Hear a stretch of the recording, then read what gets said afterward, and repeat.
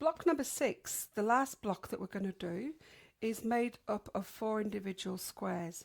Now, when you see something like that, the initial thought might be, oh, I could put a nice spin effect here, or a flower here, or something in each individual block, and maybe something in the middle. And that's a really great design, nothing wrong with that. But I wanted to show you something that might be a little bit different to what you've been thinking about, okay? So here's block 6 done a little bit differently. What we've done here is use a 6-inch arc. Pop that there. We've used a 6-inch arc to create these arc shapes, and then fill this space up with 1/2-inch lines, again starting from the ditch line out, and from the ditch line out to the actual edge of the circle, leaving these little shapes here.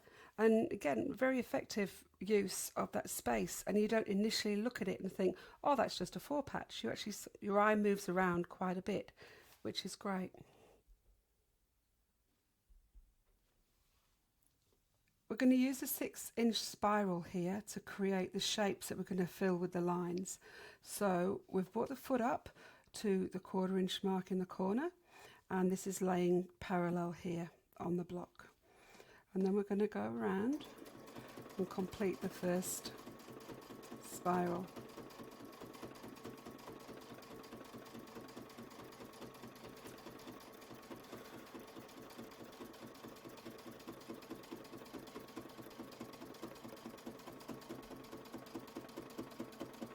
Back to the point where we're finishing the 1/4-inch line in.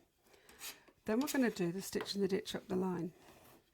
This time I'm going to show you a different way of doing it, using the straight ruler, lined up, and the 1/4-inch spacer to make sure it's in the right spot. And then we're going to stitch the ditch all the way up.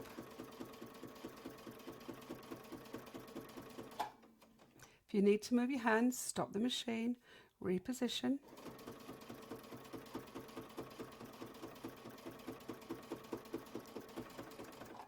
Back to the center. Now, back to the spiral.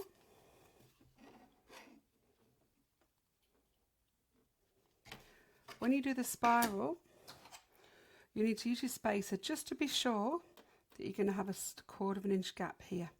So it's on the foot in the center, and you're going to have a 1/4-inch gap because this stitching line is going to touch exactly on that point. And you can also check at the side as well.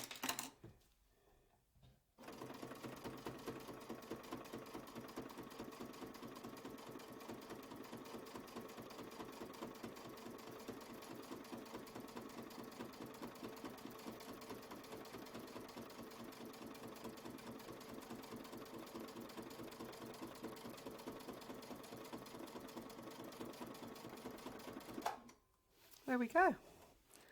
And by power of magic, we've got, here's 2 I prepared earlier. So we've got this one here, this one. And now we're going to fill this space here and this space here with straight lines 1/2 inch apart. Okay, this space here and this space here. We're going to start up the middle. Again, as we did before, so we've got the stitch in the ditch line from here, and then we're going to go 1/2 inch out this way, and then this way we're going to go 1/2 inch that way. So I'll start that off for you.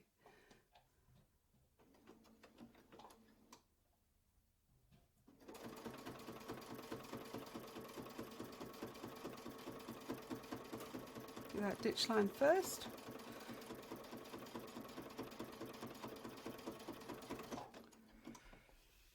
Remember what I said before about having that ditch line?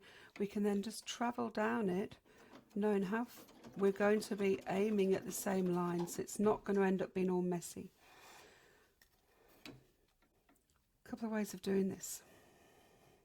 You can line up the 1/4-inch mark of the ruler with the foot, and the foot will just need to come up a little stitch or 2 and come down.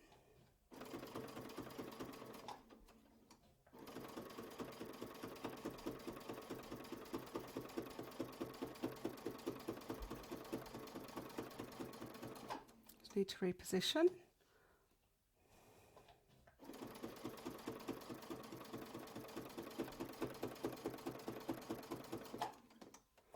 way out to the edge. Let's turn it so you can see. So there's our first line. The other way we can do it is by using the stitch and the ditch ruler. Popping it on. Then we're going to travel down the outside, turn it that way.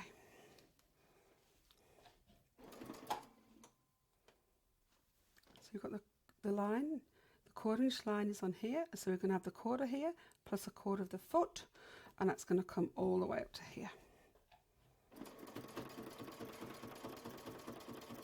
It's a nice easy way because I like the way you can actually hold the fabric on both sides with the stitch and the ditch ruler.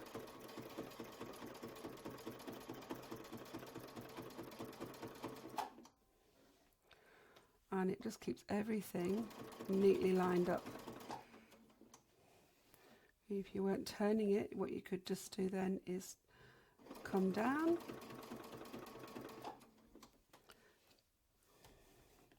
turn. So I'm just turning it for you guys. You don't do half as much turning when you're doing it for yourself. Lined up.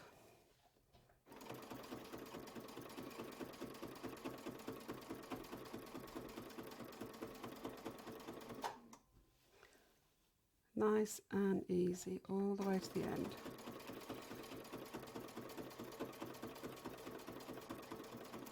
I'll just keep going and we'll come back in when I've got to the end down here.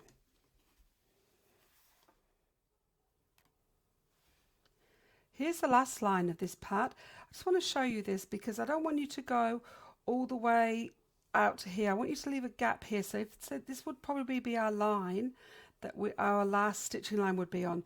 But if we stitched on that line could show or not show in the binding. So this is actually going to be our last line, leaving that 1/2 inch gap before we put the binding in.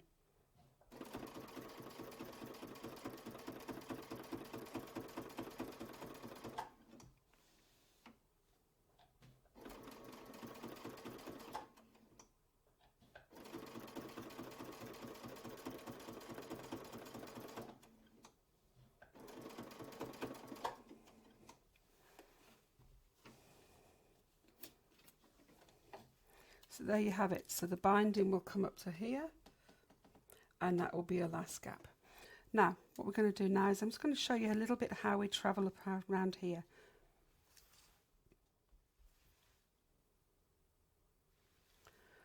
We've completed these 1/2 inch lines from this stitch in the ditch line up to here. The last one ends up being a 1/4 inch. So what we're going to do then is do a 1/4 inch at the top of the next arc. Now, when you're traveling around the arcs, you can use you go by eye, and so you're just going stitch, stitch, stitch, really nice and slowly around it. The other way you can do it is using the existing template that you've actually made that shape with.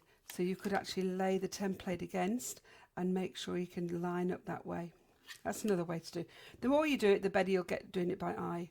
So now I'm going to do this 1/4 inch one because effectively that's like a 1/2 inch gap between that line and then the next line down.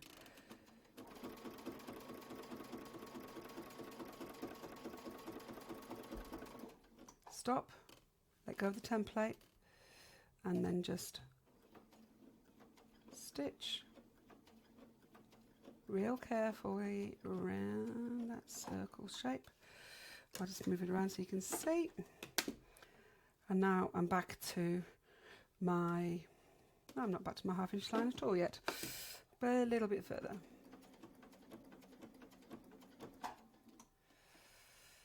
And now I'm back to my 1/2 inch line.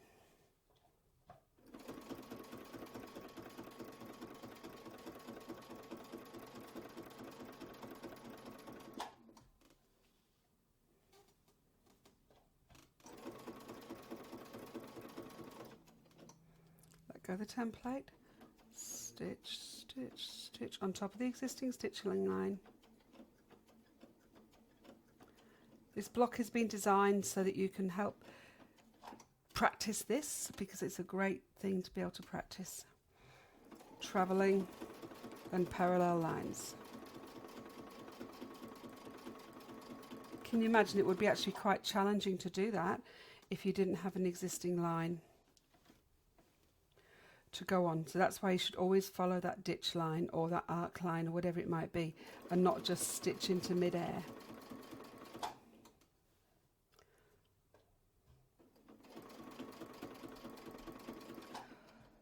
I'm just going to go ahead and finish this, filling in all the lines down here and all the lines here and up to here, and then we're going to have a look at the final project, which is a Skill Builder Series Pattern 1.